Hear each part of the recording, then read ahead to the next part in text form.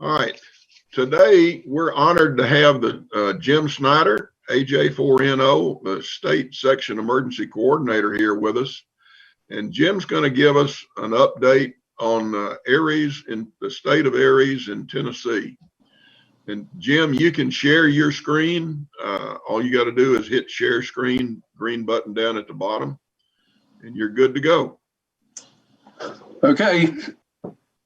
First, as the screen says, I consider this to be a discussion with the group.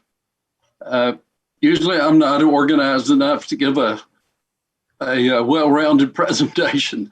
So what I would propose is that I give you a few points to consider, and then we'll keep this informal and ask questions. But there's some very important points I would like to make today about ARES. Does anybody recognize the picture? Yeah. That's Gatlinburg, Jim. Is that Gatlinburg? Oh, yeah. Remember that. That's Gatlinburg. I think I got this picture from Butch. So this will be a little bit like preaching to the choir, because in my estimation, Williamson County has figured this out a long time ago. So I'm sure you recognize these folks in the picture, and some of the leaders and a lot of the good things that ARES should be trying to emulate. So one thing, first impressions. When you think about ARES, later on we'll talk about authorities having jurisdiction and some things associated with that. But first, you look at these pictures, you go, what is this? And you can just imagine driving up to the EOC in a place in counties, for example, where they don't have the relationships that you have with your public sector, and trying to explain to them how you're there to help or take over. So we'll talk a little bit about organization, some perspectives, some of the things going on, some of the future stuff coming up, a summary, and then questions. So first, how are we organized? I guess everyone knows that in 2000, January, David Thomas took over as the section manager for Tennessee. He asked me to be his section emergency coordinator. And then we picked up a real dream team to help us in that task. Steve Kellett has the west part of the state. Mr. Standifer has Middle Tennessee. I wish you especially good luck with your COVID endeavors, because if we lose you, you're going to be very hard to replace. East Tennessee, Father Ortiz, excuse me. He has a very interesting story. He went to Puerto Rico for the hurricanes. He was actually born in Puerto Rico. So he brought back some very interesting perspectives about the League and ARES and the Red Cross variety of things. One thing I tried to do when I put our team together was get people who had a background in public safety. One problem we realized we were going to have was being able to effectively create a liaison with public safety. So we wanted to get people who were had background in that area. Several of the people do, but two in particular, Bill Farnham in East Tennessee and David Wolf. I think most of you probably know David. So their role is to help us better understand what the public safety sector is looking for out of ARES, and comment any plans that we have to try to deal with that. We also have an administration person. Becca Myers is a chemistry teacher at Roane County High School, and she's responsible for Connect. We'll get into that a little more here in a minute. Just a quick overview. There are 95 counties in Tennessee, 92 with an ARES presence. We have 15 EC vacancies, 18 if you put the 3 who don't have ECs, Sequatchie, Wayne, and White. At this time, all the other positions are filled, and I'll show you this next slide. This shows you the ones that are shaded. Those are counties where we don't have an EC. So I take every occasion I can get to request that if you know anyone that lives in those counties who might be interested in the position of EC and that you could recommend, then we'd certainly like to hear about that. So Connect. This system was first started by the league back in probably 2017, 18, somewhere around there. Ed probably has the details. But in Tennessee, we didn't really start doing anything with it until this year when David took over. It's a pretty flexible system. It's got an interesting user interface, but we made an attempt to get people to use it. Some places are using it very well. It's focused on individual users, and it put a lot of the onus and timekeeping and all those other things on the individual user. So that interface has been interesting. But what David has decided for Tennessee is that groups may use previous systems when they were already reporting through the website, or that can use Connect. And I think one thing that will have some implications for where we go with ARES. The league has a new emergency manager, Paul Gilbert, and I believe it will fall to him to make recommendations to either keep or replace Connect. Ed, do you have any insight into that? I can't say a whole lot, but I think we need to be planning for a funeral. You'll have a lot of attendees applauding. Just saying. Okay. One of the guiding principles that we want to be sure we use as we go through. Let me catch up on this two system things almost too. Okay. Sometimes I think that we as providers, and even our customers, can overlook this principle that these people are volunteers and they're making their investment with their time and their money. So when you're dealing with them, we want to keep that in mind.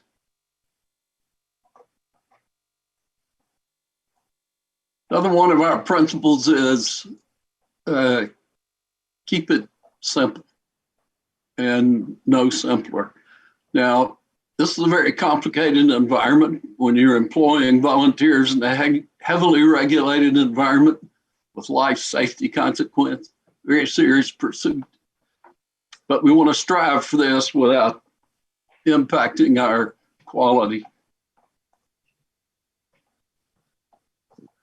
So a little more perspective. Amateur radio has at least 5 principles, but if you read the literature, this is what it tells you. And it shows emergency communications right at the front end. So you have an organization like the League, it's got many facets to it, but emergency communications is one of the more important principles.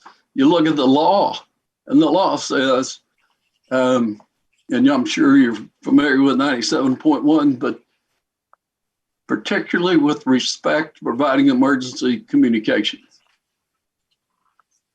So if you can just envision the fact that we have this multifaceted league, it's got this one piece over here called ARES. So let's take this apart just a little bit more.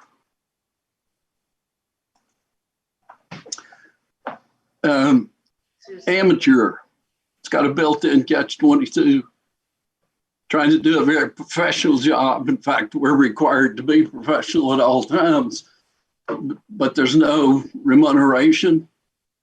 Who takes care of the liability? What's our exposure? What's your exposure? Of course, the radio part of that is what we use. It's our equipment and spectrum. An emergency is an unexpected occurrence or occasion. So it's not exactly a parade or a bicycle race or any of those kinds of things necessarily.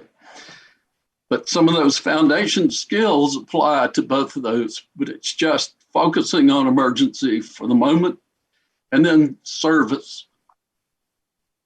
If it's a service, we're not in charge, and that's why the authorities having jurisdiction are called the served agencies. And again, at the bottom, ARES is just one of the many activities of ARRL. And so just when you think you got all this figured out, here comes a game changer. So you're operating by one set of rules, and now suddenly, as a government, you're confronted with something else, and what happens? Well, things are going to change. So how's the League, and more particularly, the League with regard to ARES, how are they going to change? And if you don't know where you're going, any road will get you there. So you might ask, what's the roadmap for successful ARES implementation? And particularly in Tennessee. Well, the emergencies are evolving, and one might expect that at the same time, you look at the left of the picture, and you'll see the government regulations are very small. Back in the day, it was the Cold War, maybe a Carrington event if we were really unlucky, WMDs. And now in today's environment, we've got biological threats that are running through the zoo and then jumping over to us. And then the current COVID mess, the weather's changing, our emergencies are evolving. And we're going to have to evolve with that. So here are some of the road signs that we're going to use as we move along developing this roadmap for ARES in Tennessee. I think most everyone's familiar with interoperability continuum, very, very nice conceptual representation of the elements you should be considering and a way of measuring where you are as you're moving along that model. If you look over at the blue, I think this sort of defines what our problem is today, at least one perspective. Here we are out here as an organization called ARES. Here's the served agency or authority having jurisdiction in the middle. And the government has invented a way for us to bridge that gap, but we're going to have to learn how to take advantage of it. We have to come from an environment where we have vetted people with, by going to church with them, by knowing them at work, knowing them in other places, sort of a casual vetting. And now we're trying to have them provide a service in the middle of a fairly high-risk environment at an EOC, for example. Well, I believe in WCARES, you have a series of gradients in your vetting, training, et cetera, that qualifies your members to, they can be incapacitated at home, they can still participate as a net control. But if they're going to go down to the EOC and be prepared to take on a 24 to 72 hour assignment, they're going to have a whole different set of training. So the point of this slide is we want to follow these markers that we have, but in order to get from being a not-for-profit, hobby-based emergency communications group to being able to do that in a served agency environment, we're going to have to pay particular attention to our training, credentialing, and vetting. So a lot of people still don't understand that being a radio operator with 1,000 antennas on your car and not having this servant attitude, it's like showing up at a hockey game in an ice dancing uniform. If you don't understand the rules of the environment into which you're going to be placed, you will be less than successful. So what's happening to our training requirements?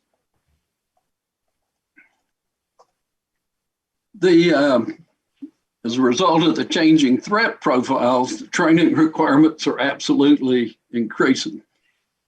If you look at TEMA, the communications unit over there, those volunteers have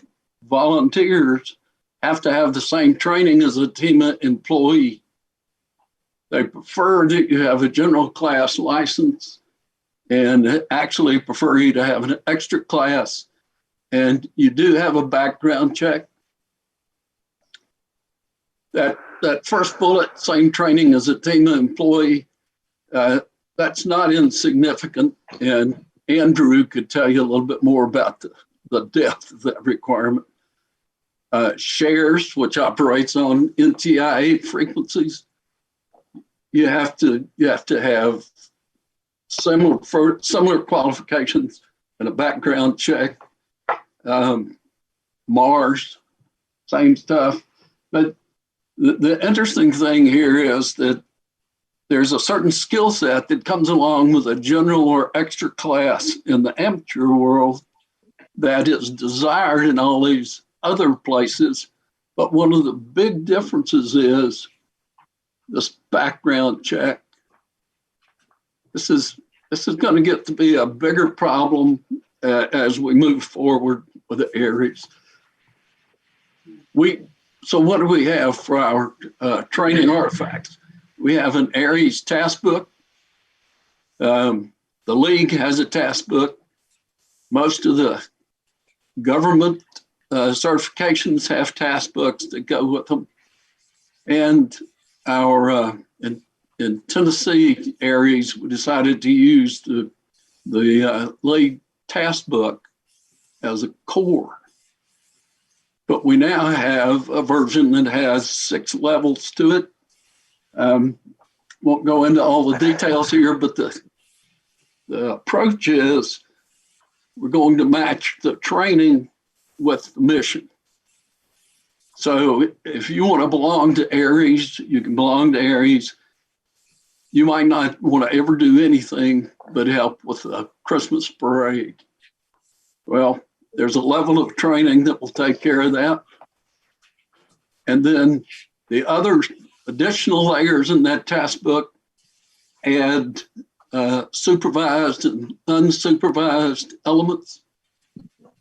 So if you look at the level 3 in the ARRL book, it's got quite a requirement for courses that you need to take. FEMA Professional Series, several others. One of the differences, though, is that supervised and unsupervised. If you send somebody to the EOC, you want to be sure they're capable of performing those tasks in an unsupervised fashion. So we'll say more about that later. Not here, but we'll be publishing a draft for comment. And one last thing about this, the league expects the authority having jurisdiction to provide the background check.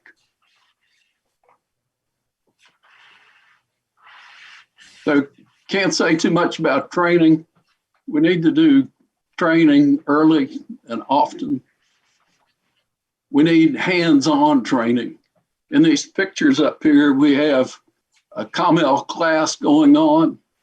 We've got an outside antenna class, another COMEL class, and this was support for a race. So try to take advantage of all the training requirements, all the exercises, and don't hesitate to ask. I don't know how long we went here in Knoxville without being able to do any training in the exercises that occurred at the EOC until we asked. And now we have more opportunities than we can service. Okay, so here are some things coming up in the training side of the house. Ed, how are we doing on time? You're fine. Go right ahead. Okay. The idea is to understand what what's the mission you're trying to support for your served agency, and then look at all these possibilities, build programs, training programs around these events.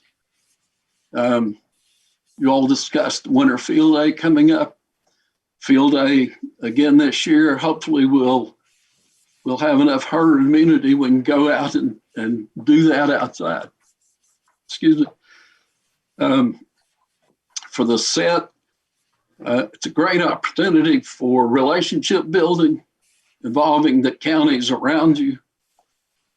This year, we're looking at a possibility of having a statewide set in conjunction with the Department of Health.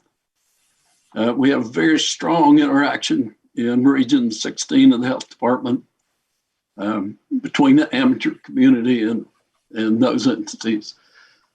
The American Red Cross and ARES WinLink digital exercises. Have you been keeping up with that set of exercises? Anybody participate in that? A bunch of us participated in the Red Cross thing, and then we did the Did You Feel It exercise. Okay, those are super opportunities. I think one of the motivations for the Red Cross ARES exercise, we have these MOUs at a very high level, but a non-exercised MOU is like having an unchecked fire extinguisher in a closet. If you don't use it, you're not going to be sure it's going to work when you try to use it. Training, we've said enough about that. Exercises. Back in 2019, we had Tennessee Public Safety Interoperability Exercise. In 18, it was at Smyrna Air Base. 19, it was up here at the McGee-Tyson Air Base. Along came COVID. And so the recovery approach here is there's a Vigilant Guard exercise coming up in August. The way to participate in that, it won't have the usual broadcast invitation go out. The way to participate in it is to talk to your local National Guard representatives. Dallas would be a good one for you guys. or your EMA director. They're not involving all of the EMAs across the state, but there will be some in the west, middle, and east. And typically, if you approach them, then you'll be able to get a slot participating. So, what sort of management principles should we be employing for preparedness? I think one thing that gets overlooked is safety and civility in all dimensions. And can you really deliver what you've promised to your customer? I know in some cases there are organizations that have 3 or 4 served agencies. But if they all at once said, we need 2 24-hour coverage operational periods, can you do that? Not many clubs could do that. And training, need to be sure we're covering all facets of emergency communications. We really need to understand those customer expectations. You should build your training program based on those customer expectations, along with some other factors. We ought to cover all the bands. People should understand how to put up an antenna. If you're a served agency and you see somebody show up with one radio, no spare batteries, they're not really coming prepared. So we need to help RADOs understand what it means to show up prepared. Digital modes, you have a world famous individual there in your gathering, Phil Sherrod.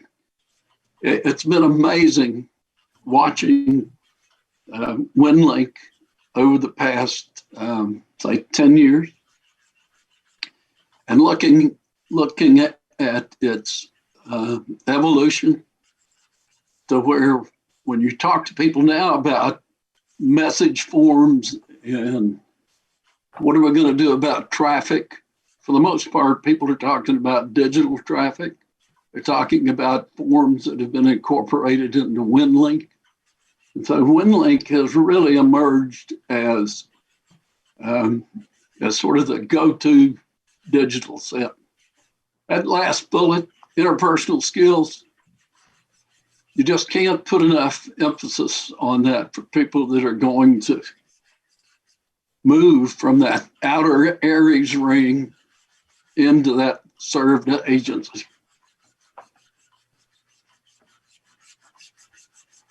And so as we move along through this ARES journey, we want to try to keep it reasonable. It's a group of volunteers. They're trying to get themselves prepared to perform in this highly regulated government environment in some instances. And so one of our jobs is to get those people prepared.